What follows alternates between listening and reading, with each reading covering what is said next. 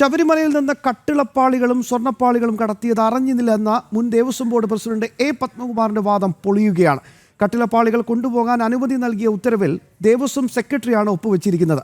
Travancore Kochi Hindu religious institution act പ്രകാരം ബോർഡിന്റെ തീരുമാനമാണ് സെക്രട്ടറി നടപ്പാക്കുന്നത്. മാത്രമല്ല, നിർണായക തീരുമാനങ്ങൾ എടുക്കേണ്ട സ്റ്റാൻഡിംഗ് കമ്മിറ്റി യോഗങ്ങളിൽ അധ്യക്ഷനാകേണ്ടത് ദേവസ്വം ബോർഡ് പ്രസിഡന്റ് തന്നെയാണ്. വിവരങ്ങളുമായി ആർ രാജീവ് ചേരുകയാണ്. രാജീവ്, എല്ലാം പൊളിഞ്ഞു, ഞാനൊന്നും അറിഞ്ഞില്ല, എനിക്ക് ഒരുപാട് ഇമെയിലുകൾ ഒരുപാട് വരുന്നതാണ് എന്നൊക്കെ പറഞ്ഞായിരുന്നു എ പത്മകുമാറിൻ്റെ ഒളിച്ചുകളി. ഇപ്പോഴിതാ രാജീവ് തന്നെ പുറത്തുവിടുന്നു, ടീം ജനം പുറത്തുവിടുന്നു. എല്ലാം അറിഞ്ഞുകൊണ്ട് തന്നെയാണ് ഇതൊക്കെ നടന്നത്. പത്മകുമാറിന് കുരുക്ക് മുറുകയാണ്. രാജീവ്,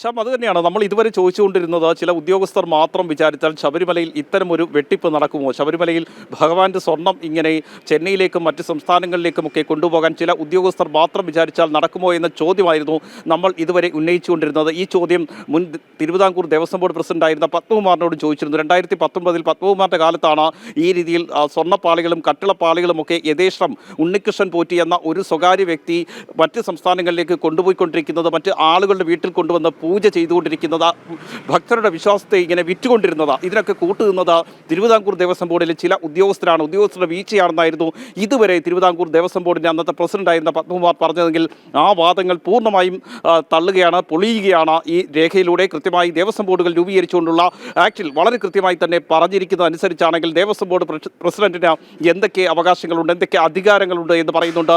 ഓരോ ദേവസ്വം ബോർഡ് അംഗങ്ങളും എന്തൊക്കെയാണ് ചെയ്യേണ്ടത്, എങ്ങനെയാണ് ദേവസ്വം ബോർഡിൻ്റെ പ്രവർത്തനം മുന്നോട്ട് കൊണ്ടുപോകേണ്ടത് എന്ന് വളരെ കൃത്യമായി തന്നെ അതിൽ പറയുന്നുണ്ട്. ഇതനുസരിച്ചാണെങ്കിൽ ദേവസ്വം ബോർഡിൻ്റെ സെക്രട്ടറി ഒപ്പിടുന്നത് ദേവസ്വം ബോർഡിൻ്റെ തീരുമാനങ്ങളാണ്. ആ തീരുമാനങ്ങൾക്ക് അനുസരിച്ചാണ് ദേവസ്വം ബോർഡ് സെക്രട്ടറി ഉത്തരവുകൾ ഒപ്പിട്ട് പുറത്തിറക്കുന്നതും അതനുസരിച്ച് മറ്റു ഉദ്യോഗസ്ഥർ കാര്യങ്ങൾ നടപ്പാക്കുന്നതും. മാത്രമല്ല, 3 സ്റ്റാൻഡിംഗ് കമ്മിറ്റികൾ ഇതിനുവേണ്ടി രൂപീകരിക്കണമെന്നും ഈ ആക്ടിൽ പറയുന്നുണ്ട്. ഈ 3 സ്റ്റാൻഡിംഗ് കമ്മിറ്റികൾക്കും ഓരോ ഉത്തരവാദിത്തങ്ങൾ നൽകിയിട്ടുണ്ട്. അതിൽ ഒന്ന് ധനപരമായ കാര്യങ്ങൾ തീരുമാനിക്കുക, മറ്റൊന്ന് ശബരിമലയിൽ നടപ്പാക്കേണ്ട വികസന പ്രവർത്തനങ്ങളെക്കുറിച്ച് തീരുമാനിക്കുക, മറ്റൊന്ന് ഭക്തർക്ക് ആവശ്യമായ സംവിധാനങ്ങൾ ഒരുക്കുന്നതുമായി ബന്ധപ്പെട്ട കാര്യങ്ങൾ തീരുമാനിക്കുക. ഇങ്ങനെ 3 സ്റ്റാൻഡിംഗ് കമ്മിറ്റികൾ രൂപീകരിക്കണം. ഈ 3 സ്റ്റാൻഡിംഗ് കമ്മിറ്റികളിലും ഓരോ അംഗങ്ങൾ അധ്യക്ഷന്മാരായിരിക്കണം എന്നും നിർദ്ദേശിക്കുന്നുണ്ട്. മാത്രമല്ല, തിരുവിതാംകൂർ ദേവസ്വം ബോർഡ് എടുക്കുന്ന തീരുമാനങ്ങൾ സെക്രട്ടറി ഒപ്പിട്ട് പുറത്തിറക്കുന്നു. അതിനൊരു ഉദാഹരണം പറയുകയാണെങ്കിൽ, നമുക്ക് സംസ്ഥാനത്ത് മന്ത്രിസഭാ യോഗം എല്ലാ ആഴ്ചയും ചേരാറുണ്ട്. ഈ മന്ത്രിസഭാ യോഗത്തിൽ അധ്യക്ഷത വഹിക്കുന്നത് മുഖ്യമന്ത്രിയാണ്. അതിൽ മന്ത്രിമാർ പങ്കെടുക്കുന്നുണ്ട്. പക്ഷേ ഉത്തരവുകൾ പുറത്തിറക്കുന്നത്, ഈ മന്ത്രിസഭാ യോഗത്തിൽ എടുക്കുന്ന തീരുമാനങ്ങൾ ഉത്തരവുകളായി പുറത്തിറക്കുന്നത് ചീഫ് സെക്രട്ടറിയോ അല്ലെങ്കിൽ വകുപ്പ് സെക്രട്ടറിമാരോ ആയിരിക്കും. അതേ രീതിയിൽ തന്നെയാണ് ദേവസ്വം ബോർഡിൻ്റെയും ഈ ആക്ട് അനുസരിച്ച് കാര്യങ്ങൾ നടപ്പാക്കേണ്ടത് ദേവസ്വം സെക്രട്ടറിയാണ്. ആ ദേവസ്വം സെക്രട്ടറിയാണ് ഈ കട്ടിള ഉണ്ണികൃഷ്ണൻ പോറ്റിക്ക് നൽകാനുള്ള ഉത്തരവിൽ ഒപ്പിട്ടിരിക്കുന്നത്. അപ്പോൾ അത് ബോർഡ് അറിഞ്ഞുകൊണ്ടുള്ള തീരുമാനമായി തന്നെ കണക്കാക്കേണ്ടി വരുമെന്ന ഈ രേഖകൾ പരിശോധിച്ചാൽ മനസ്സിലാക്കും. രേഖകൾ പരിശോധിക്കുകയാണെങ്കിൽ ദേവസ്വം ബോർഡ് പ്രസിഡന്റോ അംഗങ്ങളോ അറിയാതെ, അല്ലെങ്കിൽ ദേവസ്വം ബോർഡിൻ്റെ അധ്യക്ഷൻ എപ്പോഴും ദേവസ്വം ബോർഡ് പ്രസിഡന്റ് ആയിരിക്കും. ആ ദേവസ്വം ബോർഡ് അറിയാതെ ഇത്തരത്തിലൊരു തീരുമാനത്തിലേക്ക് പോകാൻ കഴിയില്ല എന്ന് തന്നെയാണ് നമ്മൾ പുറത്തുവിട്ടിരിക്കുന്ന ഈ രേഖകൾ പരിശോധിച്ചാൽ മനസ്സിലാക്കാൻ കഴിയുന്നത്. അത്തരത്തിലുള്ള ചട്ടപ്രകാരമാണ് നിലവിൽ ദേവസ്വം ബോർഡ് പ്രവർത്തിച്ചു വരുന്നത്. ദേവസ്വം ബോർഡിലെ ചില പഴയ പ്രസിഡന്റുമാർ ഉൾപ്പെടെയുള്ളവരുമായി നമ്മൾ സംസാരിച്ചപ്പോഴും ഇതുവരെ ആ രീതിയിൽ തന്നെയാണ് കാര്യങ്ങൾ മുന്നോട്ട് പോയിരിക്കുന്നത്. പക്ഷേ പത്മകുമാർ ഇവിടെ പറഞ്ഞുകൊണ്ടിരിക്കുന്നത് ഞാനൊന്നും അറിഞ്ഞില്ല, ചില ഉദ്യോഗസ്ഥർ മാത്രം തീരുമാനമെടുക്കുകയായിരുന്നു. കഴിഞ്ഞ ദിവസം അഡ്മിനിസ്ട്രേറ്റീവ് ഓഫീസറായിരുന്ന മുരാരി ബാബുവിനെ സസ്പെൻഡ് ചെയ്തിരുന്നു. അതിന് കാരണമായി ചൂണ്ടിക്കാണിക്കുന്നത് ചെമ്പെന്ന് ചൂണ്ടിക്കാണിച്ചുകൊണ്ട് മുരാരി ബാബുവാണ് ഉണ്ണികൃഷ്ണൻ പോറ്റിക്ക് വേണ്ടി ഇടപെട്ടത്, ഉണ്ണികൃഷ്ണൻ പോറ്റിയുടെ കൈവശം ഈ കട്ടിളപ്പാളികൾ കൊടുത്തുവിട്ടത്, ഈ സ്വർണ്ണപ്പാളികൾ കൊടുത്തുവിട്ടത് എന്നൊക്കെയായിരുന്നു പറഞ്ഞതെങ്കിൽ ഈ ഉത്തരവിൽ കൃത്യമായി ഒപ്പിട്ടിരിക്കുന്നത് ദേവസ്വം സെക്രട്ടറിയാണ്. ഇതിനെന്ത് മറുപടി പത്മകുമാറിന് പറയാനുണ്ട് എന്നതാണ് ഇനി നമുക്കറിയേണ്ടത്. കാരണം ദേവസ്വം സെക്രട്ടറി ഒപ്പിട്ടിരിക്കുന്നത് ദേവസ്വം ബോർഡിൻ്റെ തീരുമാനമനുസരിച്ചാണ്. ആ ഉത്തരവിലും വളരെ കൃത്യമായി പറഞ്ഞിരിക്കുന്നു, സ്വർണ്ണപ്പാളിയല്ല ചെമ്പുപാളിയാണ്. ഈ സ്വർണ്ണക്കട്ടളയെ എങ്ങനെയാണ് ചെമ്പാക്കി മാറ്റിയത്? ദേവസ്വം സെക്രട്ടറി ഇത്തരമൊരു ഉത്തരവ് പുറത്തിറക്കുമ്പോൾ ദേവസ്വം ബോർഡ് ഇത് അറിഞ്ഞില്ലേ, ദേവസ്വം ബോർഡിലെ ഒരംഗം പോലും ഇത് അറിഞ്ഞില്ലേ എന്ന ചോദ്യത്തിന് പത്മകുമാർ മറുപടി പറയേണ്ടി വരും എന്ന കാര്യത്തിൽ സംശയമില്ല. ഏറ്റവും പ്രധാനപ്പെട്ട കാര്യം, പത്മകുമാർ അറിഞ്ഞെങ്കിൽ സ്വാഭാവികമായിട്ട് അന്ന് കൂടെ ഉണ്ടായിരുന്ന ഒരുപക്ഷെ മനസാക്ഷി സൂക്ഷിപ്പുകാരനായി അന്ന് നിന്നിരുന്ന എൻ വാസു അറിയണ്ടേ? എൻ വാസു അറിയുമ്പോൾ പാർട്ടി അറിയില്ലേ? പാർട്ടി അറിയുമ്പോൾ സർക്കാരും ദേവസ്വം മന്ത്രിയും അറിഞ്ഞു കാണില്ലേ? അപ്പോൾ സ്വാഭാവികമായിട്ടും ഈ ഒരു ഓർഗനൈസ്ഡ് ലൂട്ടിങ്ങിൻ്റെ കൂടുതൽ കൃത്യമായ ഇടങ്ങളിലേക്ക് ഇപ്പോൾ നമ്മുടെ അന്വേഷണവും പുരോഗമിക്കുന്നു എന്ന് വേണ്ട മനസ്സിലാക്കാൻ.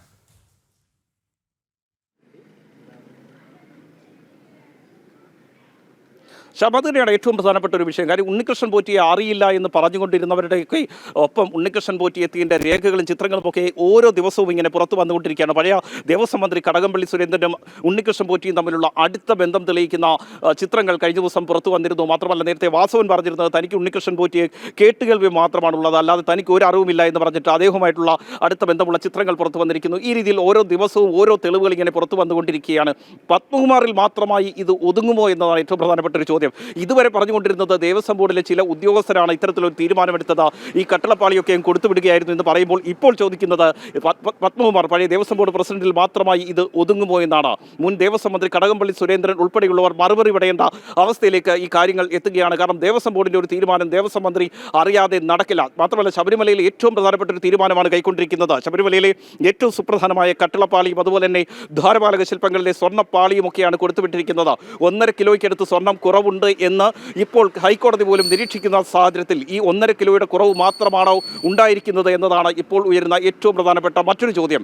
കാരണം ശബരിമല യുവതീ പ്രവേശന വിഷയത്തിലെ ആ നിലപാടുകൾക്കെതിരെ അന്ന് ഹൈന്ദവ സംഘടനകൾ ഒറ്റക്കെട്ടായി സർക്കാരിനെതിരെ രംഗത്ത് വന്നപ്പോൾ അതിനെ അടിച്ചമർത്താൻ പോലീസിനെ നിയോഗിക്കുന്നു. തങ്ങൾക്ക് വേണ്ടപ്പെട്ട പോലീസ് ഉദ്യോഗസ്ഥരെ മാത്രം അവിടെ നിയോഗിച്ചുകൊണ്ട് ഈ ശബരിമല യുവതീ പ്രവേശന വിഷയത്തിലെ സമരങ്ങളെയൊക്കെ സർക്കാർ അടിച്ചമർത്തുകയാണ്. അതിനുശേഷമാണ് ഇത്തരത്തിലൊരു ഗൂഢാലോചന അവിടെ നടന്നിരിക്കുന്നത്. അതിനുശേഷമാണ് വ്യാപകമായി ഈ സ്വർണ്ണക്കടത്ത് ശബരിമലയിൽ നടന്നിരിക്കുന്നത്. അതായത് ശബരിമല യുവതീ പ്രവേശന വിഷയത്തെ മറയാക്കിക്കൊണ്ടാണ് ശബരിമലയിൽ നിന്നും സ്വർണം കടത്താനുള്ള ഗൂഢാലോചന നടപ്പാക്കിയിരിക്കുന്നത്. ഏതായാലും ദേവസ്വം ബോർഡ് പ്രസിഡന്റായിരുന്ന പത്മകുമാർ ഇതിൽ മറുപടി വരും എന്ന കാര്യത്തിൽ സംശയമില്ല. പക്ഷേ വേറൊരു കാര്യം, ദേവസ്വം വിജിലൻസ് ഇതുവരെ പത്മകുമാറിലേക്ക് എത്തിയിട്ടില്ല. ദേവസ്വം ഉദ്യോഗസ്ഥരെ മാത്രം പഴിചാരി ദേവസ്വം വിജിലൻസ് ഹൈക്കോടതിയിൽ ഒരു റിപ്പോർട്ട് സമർപ്പിക്കുമ്പോഴും ദേവസ്വം ബോർഡിന്റെ തീരുമാനങ്ങൾ നടപ്പാക്കുന്ന ദേവസ്വം സെക്രട്ടറി ഒപ്പിട്ട ഈ ഉത്തരവിനെക്കുറിച്ച്, അതായത് ശബരിമലയിൽ ആദ്യത്തെ സ്വർണ്ണക്കടത്ത് തുടരുന്നത് ഈ പറയുന്ന കട്ടള കടത്തിക്കൊണ്ടാണ് അത് നടക്കുന്നത് 2019 മാർച്ചിലാണ്. അതിനുശേഷം ജൂലൈയിലാണ് ഈ സ്വർണ്ണപ്പാളികൾ, അതായത് ദ്വാരപാലക ശില്പത്തിലെ സ്വർണ്ണപ്പാളികൾ ചെന്നൈയിലേക്ക് കൊണ്ടുപോകുന്നത്. ആദ്യം കടത്തിയ കട്ടിളപ്പാളികളുമായി ബന്ധപ്പെട്ട് ഉത്തരവിറക്കിയിരിക്കുന്നത് ദേവസ്വം സെക്രട്ടറിയാണ്. അതുകൊണ്ട് തന്നെ എന്തുകൊണ്ട് ദേവസ്വം വിജിലൻസ് ഇതിനെക്കുറിച്ച് പരാമർശിച്ചിട്ടില്ല ഹൈക്കോടതിയിൽ നൽകിയ രേഖകളിൽ എന്നുള്ളത് ഏറ്റവും പ്രസക്തമായ കാര്യമാണ്. ഏതായാലും ഹൈക്കോടതിയിൽ നാളെ ദേവസ്വം വിജിലൻസ് അന്തിമമായൊരു പട്ടിക അല്ലെങ്കിൽ റിപ്പോർട്ട് നൽകുന്നുണ്ട്. ആ റിപ്പോർട്ടിൽ പത്മകുമാറിനെ കുറിച്ച് പരാമർശം ഉണ്ടാകുമോ എന്നതും ഇനി അറിയേണ്ട ഒരു കാര്യമാണ്. നമുക്ക് മനസ്സിലാക്കാൻ കഴിയുന്നതനുസരിച്ച് പത്മകുമാറിനെ സംരക്ഷിക്കാനുള്ള നീക്കം ഇപ്പോഴും ദേവസ്വം വിജിലൻസ് നടത്തുന്നു. ചില ഉദ്യോഗസ്ഥരുടെ മാത്രം വീഴ്ചയായി ഇതിനെ തള്ളിക്കളയാനുള്ള നീക്കമാണ് ദേവസ്വം വിജിലൻസ് നടത്തിക്കൊണ്ടിരിക്കുന്നത്. പക്ഷേ അങ്ങനെയല്ല, കൃത്യമായി ഉന്നതങ്ങളിൽ അറിഞ്ഞുകൊണ്ട് തന്നെയാണ് ശബരിമലയിൽ നിന്നും വ്യാപകമായി സ്വർണ്ണക്കടത്ത് നടത്തിയിരിക്കുന്നത്. അത് ഞാൻ നേരത്തെ സൂചിപ്പിച്ചതുപോലെ 2019 മാർച്ചിൽ തുടങ്ങുന്നു. അതിനുശേഷം ജൂലൈയിൽ വീണ്ടും ഉണ്ണികൃഷ്ണൻ പോറ്റിക്ക് നൽകുന്നു.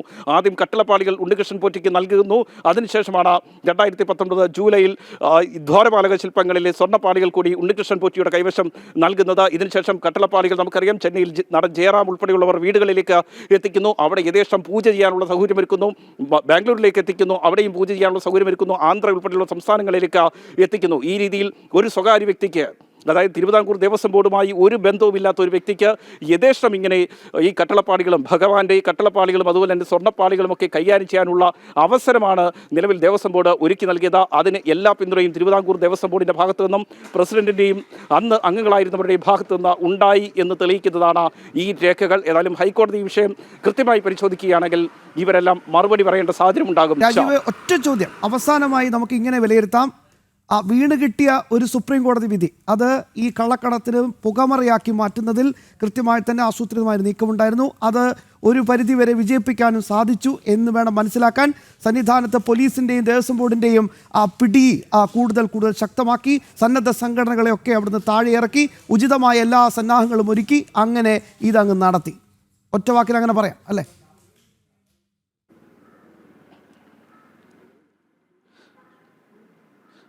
ശ്യാം, ഒരിക്കലും പിടിക്കപ്പെട്ടില്ല എന്നൊരു ബോധത്തോടു കൂടിയായിരുന്നു അന്ന് ഈ 2019 ഈ സ്വർണ്ണം കടത്തിയത് എന്ന കാര്യത്തിൽ സംശയമില്ല. കാരണം ശ്യാം സൂചിപ്പിച്ചതുപോലെ യുവതീ പ്രവേശന വിഷയത്തിലെ സർക്കാർ നിലപാട്, അതിനെതിരായ പ്രതിഷേധങ്ങൾ, ഹൈന്ദവ സംഘടനാ നേതാക്കളെ ജയിലിലടയ്ക്കുന്ന ഒരു സമീപനം, ഹൈന്ദവ സംഘടനാ നേതാക്കളെ സന്നിധാനത്തേക്ക് കടത്തിവിടാതിരിക്കുന്ന ഒരു സമീപനം, ആ രീതിയിൽ കൃത്യമായൊരു ഗൂഢാലോചന നടത്തിയതിന് ശേഷമാണ് ഈ സ്വർണ്ണം കടത്തിയിരിക്കുന്നത്. ഈ സ്വർണ്ണം 2019 ആദ്യം കട്ടളപ്പടി കടത്തുന്നു, പിന്നീട് ദ്വാരപാലക ശില്പത്തിലെ സ്വർണ്ണപ്പാളികൾ കടത്തുന്നു. ഈ രണ്ട് സ്വർണ്ണപ്പാളികളും ചെന്നൈയിലേക്ക് എത്തിക്കുകയും അതിനുശേഷം സ്വർണ്ണം കവർന്ന തീർന്ന ശേഷം അതിൽ ചെമ്പ് മാത്രമായി നൽകുകയും അതിൽ സ്വർണം പൂശി തിരിച്ചെത്തിക്കുകയും ചെയ്യുന്നു. പക്ഷേ ഇവിടെ പിഴച്ചത് 1988 വിജയമല്യ പൂശിയ സ്വർണം വർഷങ്ങളോളം ഒരു തിളക്കവും നഷ്ടപ്പെടാതെ സന്നിധാനത്ത് തന്നെ ഉണ്ടായിരുന്നു. അതിന് തിളക്കം നഷ്ടപ്പെട്ടിരുന്നില്ല.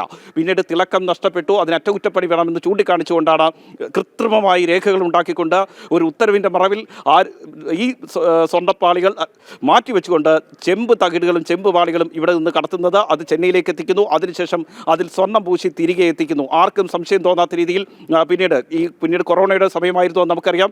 ഭക്തർക്ക് നിയന്ത്രണങ്ങൾ ഉണ്ടായിരുന്നു. അതിനുശേഷം വീണ്ടും ശബരിമല നട തുറക്കുമ്പോൾ അവിടേക്ക് ഈ സ്വർണം പൂശിയ ചെമ്പ് പാളികളാണ് എത്തിച്ചിരിക്കുന്നത്. നമുക്കറിയാം ഈ ചെമ്പ് പാളികൾ നിലവിൽ വിദഗ്ധർ തന്നെ സൂചിപ്പിച്ചതുപോലെ ചെമ്പ് പാളികളുടെ നിറം പെട്ടെന്ന് മങ്ങും. ഈ സ്വർണ്ണം പൂശിയതാണെങ്കിൽ കൂടി ആ നിറം മങ്ങുന്ന സാഹചര്യം ഉണ്ടാകും. യഥാർത്ഥ സ്വർണ്ണമല്ല അവിടെയുള്ളത്. ആ സ്വർണം കവർന്നിരിക്കുന്നു. അതായത് 1988 വിജയമല്യ പൊതിഞ്ഞ സ്വർണം അത് കവർന്നതിന് ശേഷം ചെമ്പ് തകിടുകൾ ചെമ്പ് പാളികൾ അവിടെ എത്തിച്ചാണ് സ്വർണം പൂശിയിരിക്കുന്നത്. അതാണ് നിറം മങ്ങാൻ കാരണം. ഏതായാലും ഈ 2019 ശേഷം വീണ്ടും 2024 ആകുമ്പോഴേക്കും ഈ സ്വർണം പൂശിയതിൻ്റെ നിറം മങ്ങുകയാണ്, ചെമ്പ് തെളിയുകയാണ്. ഈ ഒരു ഘട്ടത്തിലാണ് മുരാരി ബാബുവിൻ്റെ ഇടപെടൽ ഉണ്ടാകുന്നത്. ദേവസ്വം ബോർഡിന് വേണ്ടി സ്മാർട്ട് ക്രിയേഷൻസിന് കത്തയക്കുന്നു. ഇതിൻ്റെ നിറം മങ്ങി എത്രയും പെട്ടെന്ന് സ്വർണം വീണ്ടും പൂശണമെന്ന്. അതിൻ്റെ അടിസ്ഥാനത്തിലാണ് വീണ്ടും സ്മാർട്ട് ക്രിയേഷൻസ് ചെമ്പിൽ സ്വർണം പൂശാനുള്ള സന്നദ്ധത അറിയിക്കുന്നത്.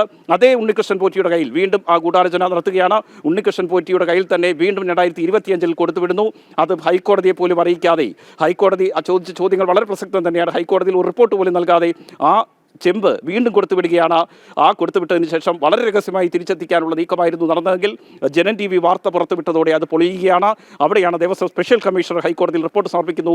ഞാൻ അറിഞ്ഞിട്ടില്ല ഇത്തരത്തിൽ ചെമ്പ് പാളികളോ സ്വർണ്ണപ്പാളികളോ ഒന്നും കൊടുത്തുവിട്ടത്. ശബരിമലയിലെ ദ്വാര പാലക ശില്പങ്ങളിൽ നിന്നും വീണ്ടും സ്വർണ്ണം പൂശാനുള്ള പാളികൾ കൊടുത്തുവിട്ടത് താൻ അറിഞ്ഞിട്ടില്ല എന്ന് ഹൈക്കോടതിയിൽ റിപ്പോർട്ട് സമർപ്പിക്കുകയാണ്. ഈ ഒരു ഘട്ടത്തിലാണ് ഇത്തരത്തിലുള്ള ആസൂത്രിതമായ ഗൂഢാലോചന പൊളിഞ്ഞിരിക്കുന്നത്, അല്ലെങ്കിൽ പൊളിച്ചിരിക്കുന്നത്. ടീം ജനത്തിൻ്റെയും ഭക്തരുടെയും നിതാന്തമായ ജാഗ്രതയാണ് ഈ കള്ളക്കടത്ത് ഇപ്പോൾ പുറത്തു വരാൻ കാരണമാകുന്നു. ഒപ്പം ബഹുമാനപ്പെട്ട ഹൈക്കോടതിയുടെ നിരന്തരമായ ഇടപെടലും. രാജീവാണ് വിശദാംശങ്ങൾ നൽകിയത്.